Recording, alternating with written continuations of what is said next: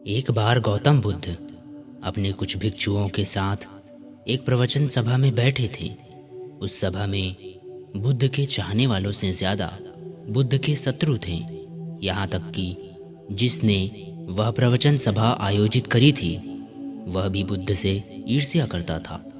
सभा का आयोजन राजा के महल में हुआ था, इसलिए राज्य के सभी मुख्य लोग वहाँ उपस्थित थे। बुद्ध सभा में जाने से पहले ही जानते थे कि सभा में उनके विरुद्ध कोई न कोई षड्यंत्र अवश्य रचा जाएगा। सभा में जाने से पहले बुद्ध का प्रिय शिष्य आनंद बुद्ध को चेताता है कि बुद्ध, आपको वहाँ नहीं जाना चाहिए। वहाँ के लोग आपके साथ दुर्व्यवहार कर सकते हैं। न जाने उन्होंने आपके विरुद्ध कैसा षड्यंत्र रच रखा हो, लेकिन बुद्ध अपनी करुणा के चलते वहाँ जाने से खुद को नहीं रोक पाते हैं। सभा की शुरुआत होती है बुद्ध के साथ कुछ तीखे प्रश्नों से।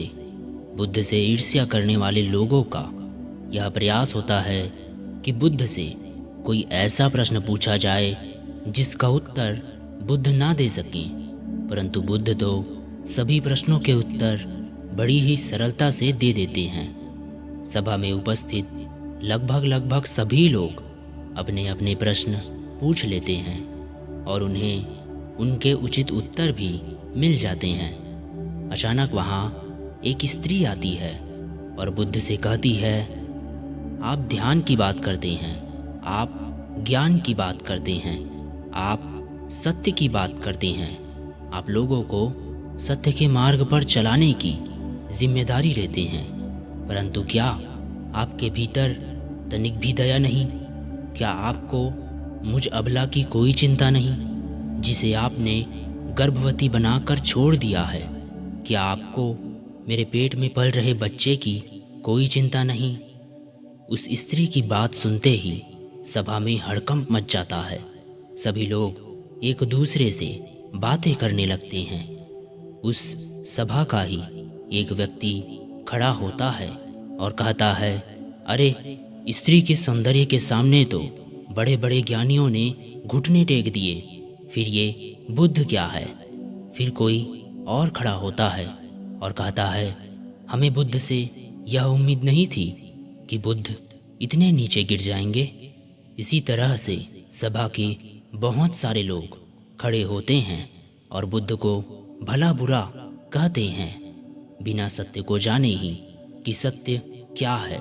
लोग बुद्ध को भला बुरा कहना शुरू कर देते हैं। जब सभी लोग अपने अपने मन की भड़ास निकाल लेते हैं, तब राजा कहता है, बुद्ध, आप अपनी सफाई में क्या कहना चाहेंगे? राजा भी बुद्ध से ईर्ष्या करता था। वह चाहता था कि बुद्ध बदनाम हो जाएं। यहाँ पर एक आवश्यक बात आपको समझनी चाहिए कि इस सारी घटना का न तो लोगों के अपशब्दों का बुद्ध पर कोई असर था और ना ही उस स्त्री के झूठे आरोप का। आपको पता है क्यों? क्योंकि बुद्ध जानते थे कि सत्य क्या है। वे अपनी नज़र में ठीक थे।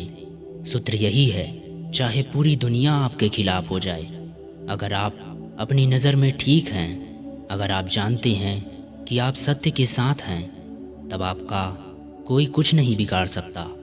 सभा के सभी लोग संदेह में थे। यहाँ तक कि बुद्ध के कुछ नए भिक्षु भी संदेह में पड़ गए थे, लेकिन बुद्ध जानते थे कि वो क्या है और यही आवश्यक था। इसीलिए उनके चेहरे पर 1% भी बदलाव नहीं आया था। राजा बुद्ध से कहता है, बुद्ध, क्या आप अपनी सफाई में कुछ कहेंगे? बुद्ध उस स्त्री से कहते हैं, पुत्री, इस पूरे ब्रह्मांड में केवल 2 ही लोग इस सत्य को जानते हैं कि तुम सत्य कह रही हो या असत्य।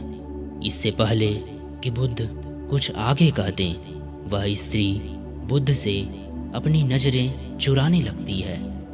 असत्य का सहारा लेने का अर्थ है कि आप अपने भीतर डर का बीज बो रहे हैं और यह बीज जैसे जैसे वृक्ष बनेगा, वैसे वैसे आपकी समस्याएं बढ़ती जाएंगी। उस सभा का ही एक व्यक्ति उस स्त्री से कहता है, तुमने बहुत बड़ी बात कही है। अगर यह गलत साबित हो गई तो तुम जानती हो ना कि तुम्हें क्या दंड दिया जाएगा। उस व्यक्ति की बात सुन उस स्त्री के हाथ पैर कांपने लगते हैं और वह तेजी से वहां से भागने लगती है। तेजी से भागने के कारण उस स्त्री ने अपने पेट से जो गठरी बांध रखी थी वह खुलकर जमीन पर गिर पड़ती है और सत्य सबके सामने आ जाता है। उस स्त्री ने अपने पेट से गठरी इस तरह से बांध रखी थी जिससे लग रहा था कि उसके पेट में बच्चा है। राजा उसी समय उस स्त्री को बंदी बनाने का आदेश देता है, परंतु बुद्ध के कहने पर उस स्त्री को क्षमा कर दिया जाता है। दोस्तों, एक बात हमेशा याद रखना कि धैर्य और आपका अपने ही नज़रों में सही होना आपको बड़ी से बड़ी समस्या से बचा सकता है। दोस्तों, ये कहानी आपको कैसे लगी कमेंट में ज़रूर बताइएगा। धन्यवाद।